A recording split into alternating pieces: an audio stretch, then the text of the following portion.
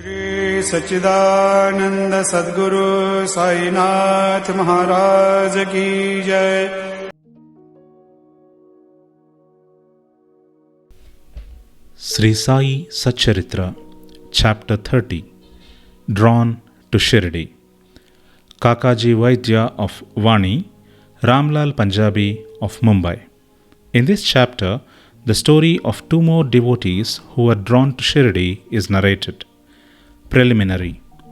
Bow to the kind Sai, who is the abode of mercy and who is affectionate towards his devotees.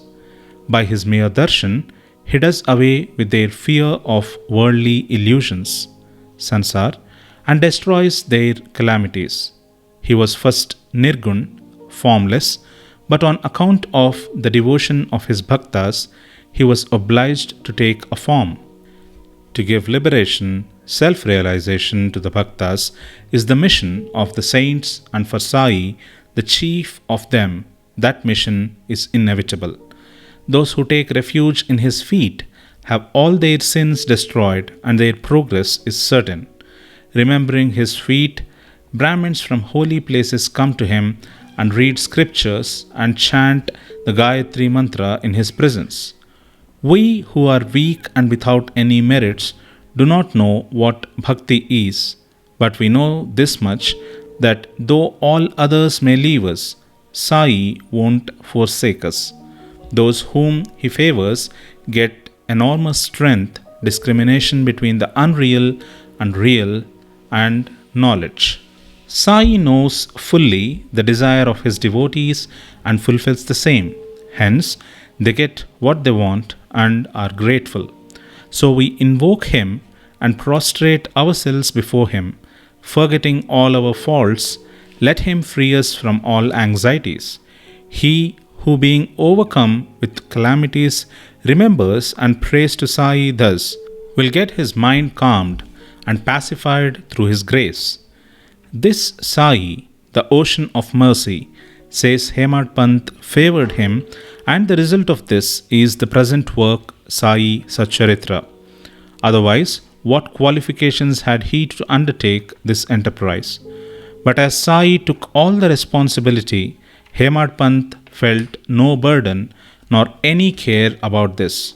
When the powerful light of knowledge was there to inspire his speech and pen, why should he entertain any doubt or feel any anxiety? Sai got the service in the form of his book done by him. This is due to the accumulation of his merits in the past births, and therefore he thinks himself fortunate and blessed. The following story is not a mere tale but pure nectar. He who drinks it will realize Sai's greatness and all pervasiveness. Those who want to argue and criticize should not go in for this. What is wanted here is not discussion but unlimited love and devotion. Learned, devout, and faithful believers are those who consider themselves as servants of the saints. Will like and appreciate these stories, others will take them to be fables. The fortunate bhaktas of Sai will find the Sai Leelas as the Kalpataru, wish-fulfilling tree. Drinking in or devouring this nectar of Sai Leelas will give liberation to the ignorant jivas, satisfaction to the householders, and a sadhana to the aspirants. Now we come to the story of this chapter. Kakaji Vaidya.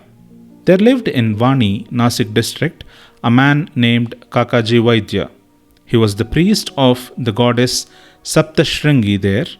He was so overpowered by adverse circumstances and calamities that he lost peace of mind and became quite restless. Under such circumstances, one evening he went into the temple of the goddess and prayed unto her from the bottom of his heart and invoked her aid to free him from anxiety. The goddess was pleased with his devotion, and the same night appeared to him in his dream and said to him, "You go to Baba, and then your mind will become calm and composed." Kakaji was anxious to know from her who this Baba was, but before he could get any explanation, he was awakened. Then he began to think as to who might be this Baba to whom the goddess had asked him to go. After some thinking, he resolved that this Baba might be Triambakeshwar, Lord Shiva. So he went to the holy place Triambak, Nashik district, and stayed there for 10 days. During this period, he bathed early in the morning, chanted the Rudra hymns, did the Abhishek, pouring fresh water over the Pindi, and did other religious rites, but with all this, he was as restless as before. Then he returned to his place and again invoked the goddess most pitifully. That night, she again appeared in his dream and said, "Why did you go to Triambakeshwar in vain? I mean by Baba, Sri Sai Samarth of Shirdi." The question before Kakaji now was how and when to go to Shirdi and how to see Baba. If anybody is in real earnest to see a saint, not only the saint but God also fulfills his wish. In fact, the saint, Sant, and the God, Anant, are one and the same. There is not the least difference between them. If anybody thinks that he will go on his own wish and see a saint, that will be a mere boast. Unless the saint wills it, no one is able to go and see him. Even the leaf of the tree won't move without his bidding. The more anxious a bhakta is for the visit to the saint, the more devout and faithful he is, the more speedily and effectively is his wish satisfied to his heart's content. He who invites anybody for a visit also arranges everything for his reception, and so it happened with Kakaji. Shama's vows. When Kakaji was thinking about his intended visit to Shirdi, a guest came to him at his place to take him to Shirdi. He was no other than Shama, a very close and intimate devotee of Baba. How he came to Vani at this juncture, we shall just see. Shama was severely ill when he was very young, and his mother had taken a vow to her family goddess Saptashringi at Vani that if her son got well, she would bring and dedicate him at her feet. Then, after some years, the mother herself suffered so much from ringworms on her breasts. At that time, she again took another vow to her deity that if she got all right, she would offer her 2 silver breasts. These 2 vows remained unfulfilled. At her deathbed, she called her son Shama and drew his attention to the vows. And after taking a promise from him that he would fulfill them, she breathed her last. After some time, Shama forgot about these vows, and thus 30 years elapsed. About this time, a famous astrologer had come to Shirdi and stayed there for a month. His predictions in the case of Shriman Bhuti and others came true, and everybody was satisfied. Shama's younger brother, Bapuji, consulted him and was told about his mother's vows, which his elder brother had promised to fulfill at her deathbed and not yet fulfilled. Hence, the goddess was displeased with them, and that was bringing troubles on them. Bapuji told this to his brother Shama, who was then reminded of the unfulfilled vows. On thinking that any further delay would be dangerous, he called a goldsmith and got a pair of silver breasts prepared. Then he went to the masjid, prostrated himself before Baba, and placing before him the 2 silver breasts, requested him to accept them and free him from the vows, as to him he was his Saptashringi goddess. Then Baba insisted upon him to go himself to the temple of Saptashringi and offer them at the feet of the goddess.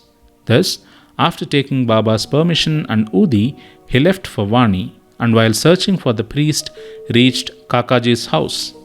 Kakaji was then very anxious to visit Baba, and Shama went there to see him at that very time. What a wonderful coincidence was this! Kakaji asked him who he was and whence did he come, and on learning that he came from Shirdi, he at once embraced him. So overwhelmed was he with love. Then they talked about Sai Leelas, and after finishing the rites of Shama's vows, they both started for Shirdi. On reaching the place, Kakaji went to the masjid and fell at Baba's feet. His eyes were soon bedewed with tears, and his mind attained calmness. According to the vision of the goddess, no sooner did he see Baba Then his mind lost all its restlessness and became calm and composed. Kakaji began to think in his mind, what a wonderful power is this! Baba spoke nothing. There was no question and answer, no benediction pronounced. The mere darshan itself was so conducive to happiness. The restlessness of my mind disappeared by his mere darshan. Consciousness of joy came upon me. This is what is called the greatness of darshan. His vision was fixed on Sai's feet and he could utter no word. Hearing Baba's Leelas, his joy knew no bounds. He surrendered himself completely to Baba, forgot his anxiety and cares, and got undiluted happiness. He lived happily there for 12 days and after taking Baba's leave, Udi and blessings, returned home. Kushal Chand of Rahata. It is said that a dream which we get in the wee hours of the morning generally comes out true in the waking state. This may be so, but regarding Baba's dreams, there is no restriction of time. To quote an instance, Baba told Kaka Sahib Dikshit one afternoon to go to Rahata and fetch Kushal Chand to Shirdi, as he had not seen him since long. Kaka Sahib accordingly took a tonga and went to Rahata. He met Kushal Chand and gave him Baba's message. On hearing it, Kushal Chand was surprised and said that while he was taking a noon nap after meals, Baba appeared in his dream and asked him to come to Shirdi immediately, and that he was anxious to go. As he had no horse of his own nearby, he had sent his son to inform Baba. When his son was just going out of the village border, Dikshit's tonga turned up. Dikshit then said that he was sent specially to bring him. Then they both went in the tonga back to Shirdi. Kushal Chand saw Baba and all were pleased. Seeing this Leela of Baba, Kushal Chand was much moved. Ramlal Punjabi of Mumbai. Once, a Punjabi Brahmin of Mumbai named Ramlal got a dream in which Baba appeared and asked him to come to Shirdi. Baba appeared to him as a Mahant, saint, but he did not know his whereabouts. He thought that he should go and see him, but as he did not have his address, he did not know what to do. But he who calls anybody to him also makes the necessary arrangements for the same. The same happened in this case. The same afternoon, when he was strolling in the street, he saw a picture of Baba in a shop. The features of the Mahant he saw earlier in the dream tallied exactly with those of the picture.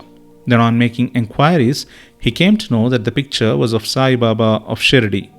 He went soon after this to Shirdi and stayed there till his death.